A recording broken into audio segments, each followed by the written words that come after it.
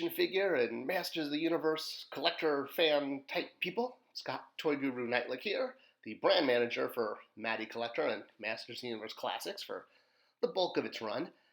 I have showed you guys this image before. It is the B sheet for the proposed 2016 line that got modified a little bit, well, a lot bit, by the team that took over after I left Mattel. And with all of the recent videos I've done on kind of some of the plans for retail and some of the plans for relaunching Masters of the Universe Classics as MOTUC Chronicles, I thought I would do a video highlighting specifics about the 2016 line. And it's so big that I'm going to break this up into a couple videos simply because there's so much to cover. So for this part one, I'm just going to cover the 12 proposed monthly MOTUC Chronicles figures. We'll get to the add-on subs and the other subscriptions and Comic-Con items in another video. Alright, so let's talk about the 12 figures that were proposed for the full year of MOTUC Chronicles. The year was going to kick off with a Filmation figure that a lot of people had been asking for, which was Lord Mask.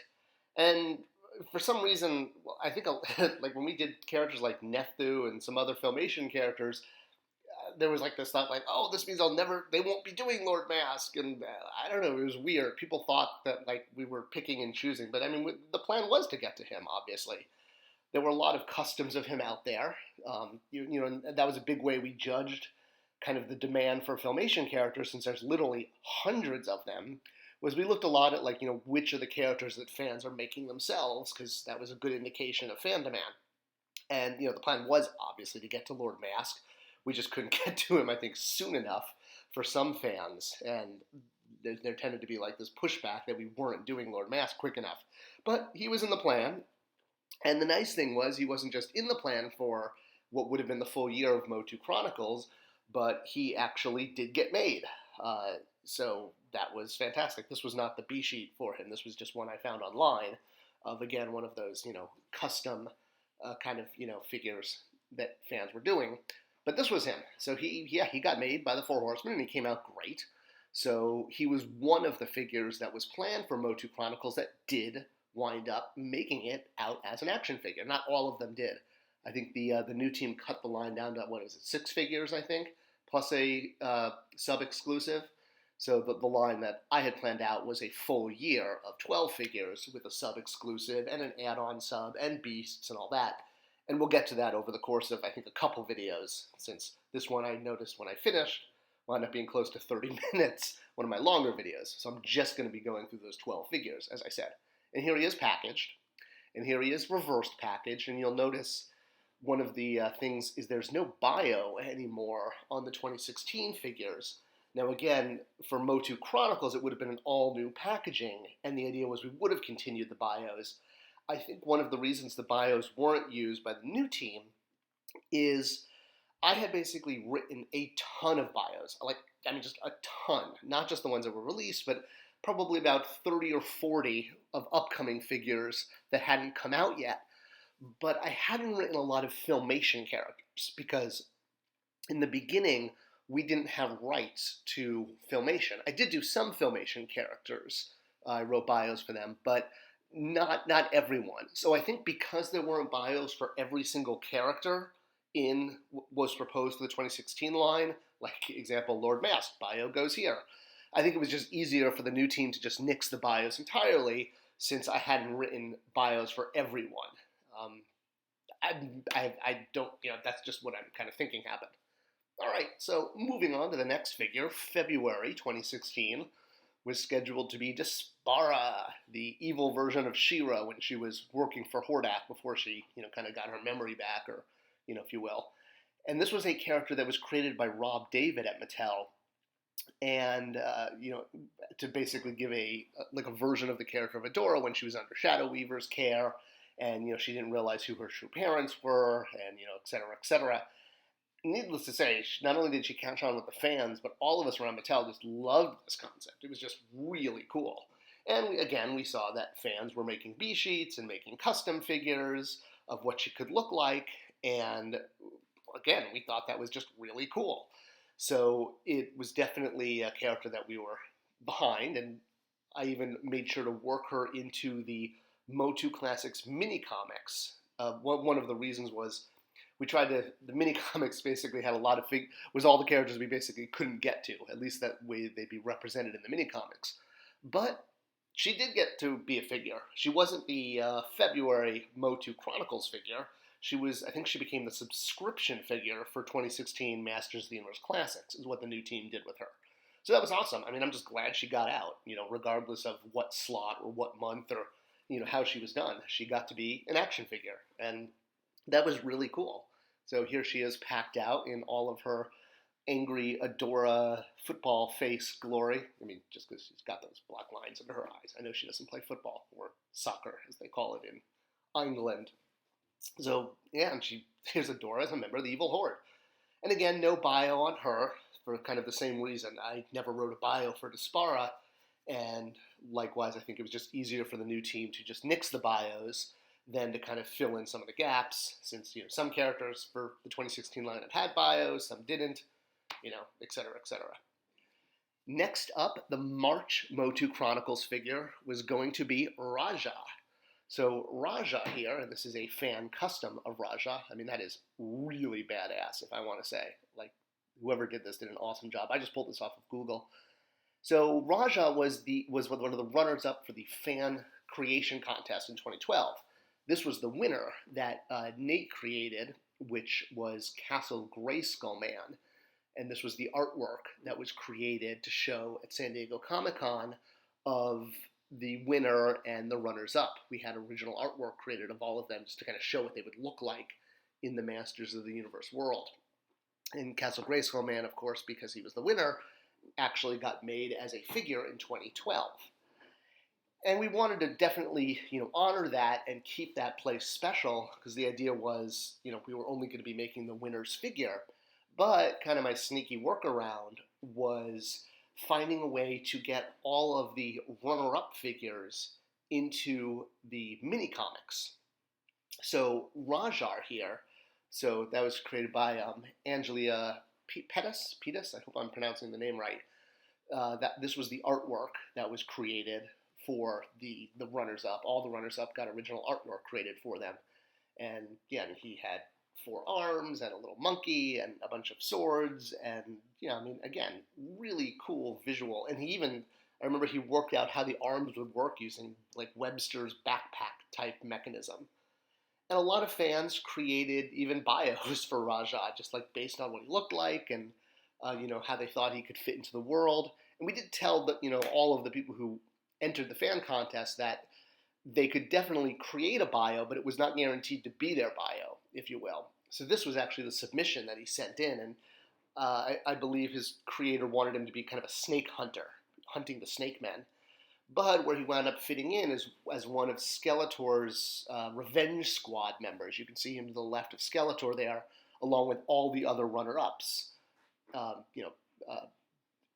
Bubbler and Muckman and that kind of stuff. Actually, Muckman wasn't one of the runner-up. He was just an extra figure we kind of threw in there because, hey, why not?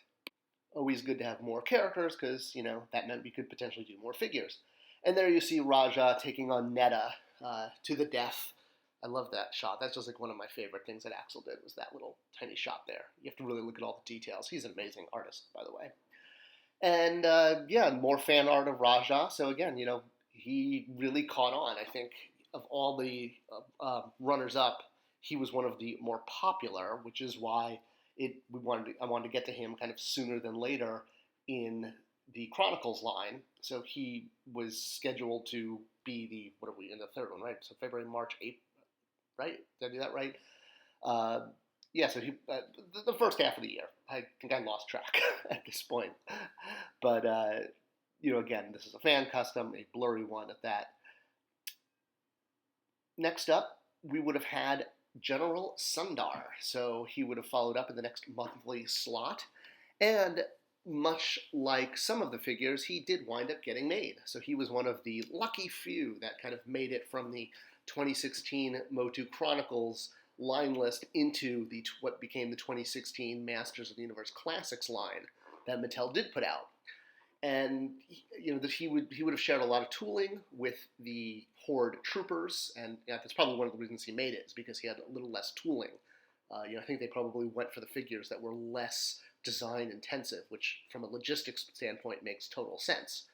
So yeah, he's one of the ones that did make it. He would have been a monthly figure. He remained a monthly figure, and he's actually one of my favorite figures, especially in the latter half of the line. I love that he came with all of those alternate heads, which were designed not for him, but for a Horde trooper, to make different Horde trooper variants. That was the idea. And there was actually a little trick up the sleeve.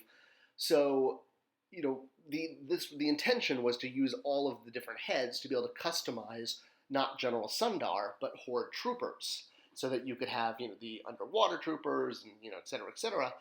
Previously, the Horde troopers had only been available in a 2-pack, which had sold out very rapidly.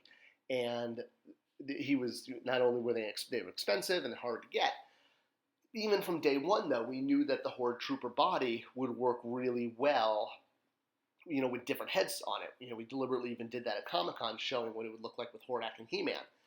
So the plan was to release a single-carded Horde trooper that was going to come out the same day as General Sundar. So when you were ordering General Sundar, you could also load up on Horde troopers. But I think that note just never made it through the system after I left, and he got produced but not released in conjunction. I think he was sitting at the factory for like months and months at a time. So that was the idea, he was supposed to be released day and date with Sundar. So, you could load up on extra Horde troopers that day. But again, things, you break some eggs when, you switch over brand managers and not all the notes get passed along. Next up in monthly figures was another figure that I created. Very proud of that, was Lady Slither.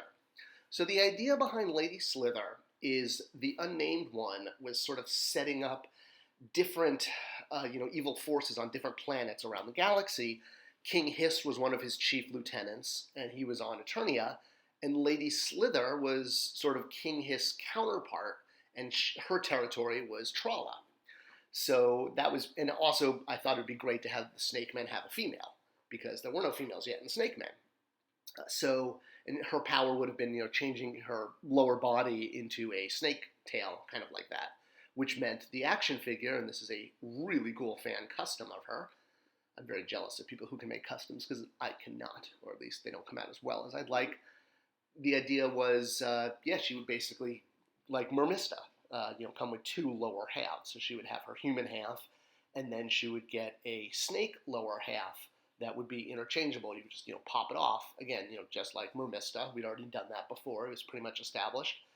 And she would have been a pretty cool figure. It would have been great, I think, to have not only more Snake Men, but to have a female, again, Snake Men, because there weren't any female Snake Men at that point. There were female Horde and female Evil Warriors, etc., etc. This is artwork that, again, Axel did. We commissioned him to do artwork of her as what she would look like. We did it for Comic-Con. And, it was meant to expand the Snake Men, so there'd be even more Snake Men to get. So, the Snake Men needed more characters. What can you say? They're cool. Next up in the monthly MOTUC Chronicles slot would have been Voltak.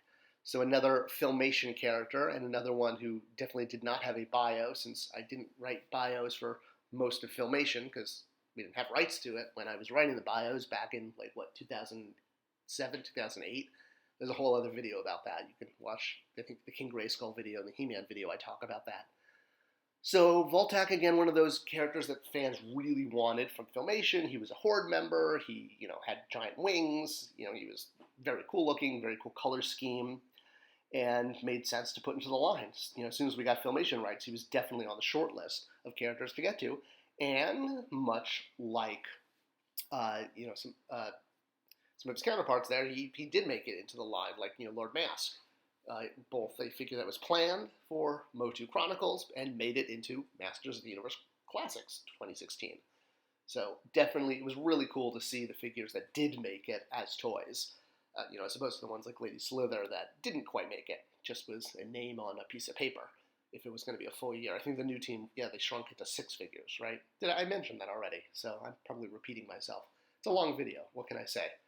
So Voltak, the Horseman did an outstanding job too, with the original crossbow and the little lasso that he could put cowl on, and a reuse again of the Hawkman wings, which if you've watched the DCU video on Hawkman, I talk about how after the Horseman sculpted these wings, they begged us to never make them sculpt wings again because they were so intensive with the details with every feather. So we reuse these wings a lot. Every feathered character got them. Hawkgirl, Hawkman, Voltak, etc., etc. All right, next up in the monthly MOTUC Chronicles slots would have been Darius, and is Darius, because again, like Voltak, he did get released. Which, yay! Always yay when the figures do make it to production and they're not just names and images on pieces of paper. So Darius was a New Adventures human, and he was the leader of, He-Man kind of became the de facto leader, but he was really meant to be the leader of the Galactic Protectors, and he was in the show, and he was in the vintage line, and never had a figure. And there's actually a whole thing about that, but first just, taking a look at how he looked in the packaging with the awesome Galactic Protectors logo. And here he is on the back. Again, no bios on the back of the cards in 2016. But Darius was one of the characters I did write a bio for, because all of the New Adventures figures were easy to write bios since they kind of had bios in the vintage line. And I was able to pick up a lot of copy. So unlike Filmation, back in 2008, when I was writing the bios, I did write all of the New Adventures characters, including the Evil Mutants and stuff. So Darius was one that did have a bio. Now, speaking of his vintage figure, this was him as shown on the card back, and in the vintage line, people saw the prototype. The reason he never made it to retail is because the action feature didn't work. He was supposed to spin his arm to spin his little club whip thingy, and it didn't work. So he basically got dropped from the vintage line, even though he was shown on the packaging and a prototype was made and he was, a very popular character. Or, I don't know, were any of the New Adventures figures popular? That's debatable. I think they're more popular today than they were back in the day. But the point being is, he was going to be, in the vintage line. This is a picture of the prototype. Martin Areola, who worked at Mattel in the vintage era, he worked on both Masters of the Universe and New Adventures. He actually had the prototype and brought it in to show me at one point, and it was pretty cool to see an unreleased toy from the vintage era. I think eventually it got sold, maybe after he left Mattel. Once you leave Mattel, you're allowed to sell stuff, just not while you're working there. And yeah, the action features just didn't work. That was why he never got released, which is kind of a shame. But it's great that he made it out in 2016 Classics, even if MOTUC Chronicles didn't go forward, because he's a really nice kind of centerpiece to the Galactic Protectors, aspect of the line, faction, or whatever you're going to call it. And as I mentioned, he did get a bio, because he was a New Adventures figure, which was pretty much picked up directly from the vintage material. I didn't have to really create any extra copy or lore. It was, for the most part, all of the New Adventures characters had their bios existing. All right, next up in the MOTUC Chronicles monthly slots as we head into the second half of the year would have been Lodar from the mini comics. Now, he's an interesting character because he's one of the only sort of original villains from the mini comics, and it was kind of like he felt like he should have almost had a figure in the vintage line. And I think a lot of kids, back in the day kind of expected him to show up on shelf because he had a whole mini comic, dedicated to him. Here's fans creating the iconic look of He-Man chained up and about to have his head bashed in by Lodar because, S&M fun is great for MOTUC play. Here is a custom I found online of what he might have perhaps looked like in the vintage line had he been made. As far as I know, there were no plans to make him. He wasn't, slotted in or anything like that. But he, was prominent in terms of the fact that he had an entire mini comic dedicated to him. You didn't even have that with like Beastman or Merman. I mean, they would show up in mini comics, but they didn't exactly have an entire dedicated comic book just for them. So, hey, go Lodar. here he is all packaged up. And now what's interesting here with Lodar is while he was originally planned for MOTUC Chronicles and then did not make it into Masters of the Universe Classics 2016, he was picked up and released, obviously because looking at a picture, by Super 7 when they did their figures. So, and that's actually because he was sculpted before Super 7 picked up the license. This was one of those figures I thought that was going to be like sculpted and never released, but luckily Super 7 picked it up, and since he was already sculpted, it was easy for them to release him pretty quickly. So that's, really, there's always kind of those tail-end figures that you think are like never going to get made that only, like Darius, if you will. And again, one of the interesting things about Lodar is originally his name in the comic was Zodak, because the comic book writers didn't realize that there was a Zodak character already existing in Masters of the Universe. So yeah, don't look too closely at the mini comic when he says Lodar, because you can see they just sort of erased the top of the Z and changed it so it would say Lodar and not Zodak, which is pretty crazy. You can see it throughout the mini comic. Anytime it says Lodar, it really says Zodak, and they had to change it to not, because clearly this was not Zodak, and that's how he got named. But hey, weirder things have happened, and I'm so glad he got released, because he really was a cool figure and sort of deserved a release, as they say. But a bio there was not, although I feel like I remember writing a bio for him, but when I looked at my master sheet when I was getting ready to edit this video, right there, when I searched for Lodar, it said no bio, so maybe it was just in my mind that I wrote one. Alright, next up, returning to New Adventures, was Krita, who was the, I guess, evil Lyn-ish of the New Adventures line. She was the female character that was with the Space Mutants. Again, kind of why Lady Slither would have been a great female for the Snake Men, because, female power. Every, faction should get a female. You get a female, and you get a female, and everybody gets a female in their faction. But, it's important, and she was a character that was really popular with the fans. Although it's interesting, she actually had two completely different looks on the animated series. So the idea of translating her into a figure was, I wouldn't call it a challenge, but, she really did, kind of needed two action figures, basically, to do, both looks. And which one do you do? Well, this was the one that wound up getting done. And again, it's really cool that Mattel included her in the 2016 Masters of the Universe Classics line, but, she was originally intended to be a monthly slot in MOTUC Chronicles. But the point is she was made as a toy. It doesn't matter what line she gets released in or how she gets made. And, because even Skeletor needs to be loved. Who could love a face like that? Well, there's got a couple people that like him. Evil Lyn, etc. And I really love the way Mattel did the cape, by the way. I thought they really nailed it, using the thin plastic attached at the wrists and stuff. Kind of really innovative. And like other New Adventures characters, she had a bio. So, again, just taking it from vintage New Adventures material. But I think, again, because not everyone had a bio, it was better to go with none than some. Skeletine, the next monthly figure, so kind of coming towards the end of the year. Skeletine, Skeletor's son, was meant to be the next monthly figure. He was set up in the mini comics in a couple ways as kind of the next big bad. He was really designed to be the counterpoint to Dare. So since Dare, Hero 2, had already been done, it made sense to do Skeletine. And this came from a vintage design. We did not make up this character. He was in one of the vintage Hero Son of He-Man Bibles, or like series guides. Sometimes they're called Bibles. And yeah, he was basically kind of a punk rock Skeletor. The skull is actually a mask. You can see his ears sticking out there in the top right.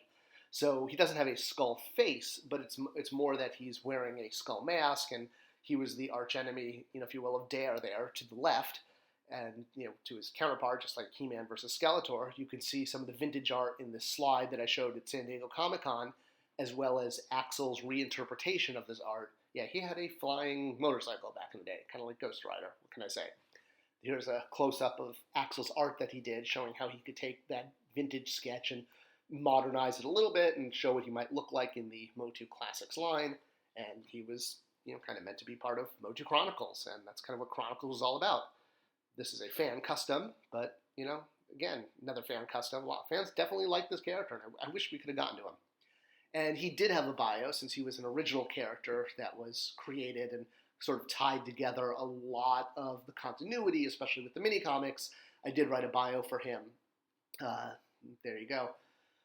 All right, the last 2 slots for the year, we had Major Header, so another one of those create a character runner-ups. This was the original art that was created for him. He was basically a character whose head was his weapon. He basically could swing his head around, and that was like a really cool, innovative idea. And I think that's why he became very popular with the fan groups. And much like those are all the vintage create a character runner-ups, they became He-Man's allies on Trala. All of the modern toy line runner-ups for the create a character contest became the villains on Trala. And again, all of this was done to basically mean that if we were going to make figures of any of these characters, we were doing them based on their mini-comic appearance, not them based on being runners-up to the contest. So there's Major Header there. And, that's like really cool because, we're not diluting the contest in any way or taking anything away from the winners, Fearless Photog and Castle Grayskull Man, but rather if we did a character, and again, this is a fan custom. Wow, those kitchen cabinets look a lot like mine, but that's not my kitchen, not my custom figure. We were doing them based on their appearance in the mini-comic, not doing them based on them being runners-up in the contest. Because, again, that wouldn't be fair to the winner. The idea was only the winner was getting made as a figure, but if they showed up in the mini-comics, then now we'd be doing them as mini-comic characters. And much like Rajar, Major Header was really cool and very popular with fans. There were obviously multiple custom figures of him made. Here's another one. You can, use that magic tool called Google to find them. And, he's, another character that just worked really well as a toy. And the idea of swinging your head around, as the weapon and wearing a spiked helmet was just really cool and kind of fun and, kind of very, very Masters of the Universe. So he would have been a great one. The year was going to conclude with the Horde Wraiths, who, again, did make it into the line as part of Masters of the Universe Classics, but they would have been the final figure in the 2016 MOTUC Chronicles line. Now, they were created in the 2000X series as Hornax-like wizards, partially because they didn't have rights to use the She-Ra characters and couldn't use Shadow Weaver for legal reasons at the time. So they were kind of the 2000X version of Shadow Weaver, but they weren't Shadow Weaver. They're male. But a big reason I pushed to have them in the 2016 line, and I'm glad that Mattel did make them, it wasn't one of the cut figures or cut characters, is, for people who couldn't get a Shadow Weaver action figure because she was a sub-exclusive back in, 2012? 2011? Memory fades over time. But this was kind of, sort of a way of getting Shadow Weaver without getting Shadow Weaver. At least you could have a magical, Horde wizard character. Plus, they were also just really great 2000X characters. And it was kind of an army builder, too. I know I wound up getting like 5 of them. And this was actually post-Mattel. I had to buy them all. So, hey, I was buying my He-Man toys and getting them shipped from Digital River just like the rest of you at the end. So, yeah, the Horde Wraiths, and he came with a flying stand. And, I wasn't there for his, the actual design. I was just, putting there for the B-sheet, putting him on. But I'm glad that he made the cut and, made it as part of the 2016 Classics line. So that's a wrap-up of the 12 monthly figures. I will do a follow-up video highlighting some of the sub-only figures, the Comic-Con figures, the add-on sub, playsets, beasts and oversized, holiday items. There was a lot more going on in 2016 outside of just the monthly figures, but since I'm kind of hitting the 30-minute mark, it's probably a good idea to wrap this one up. So join me for part 2 in the near future, and we'll keep doing a deep dive into what would have been the 2016 line as the original plans before, the new team obviously went in their direction, and that's awesome. And at least we got figures, and that's what counts, is that, figures did get made in 2016, and that's awesome. If you like this channel, I'd appreciate a subscription and a thumbs up, and leave your comments. I'll try to answer as many as I can. Hope you enjoyed it, and I'll see you guys around the internet. Take it easy.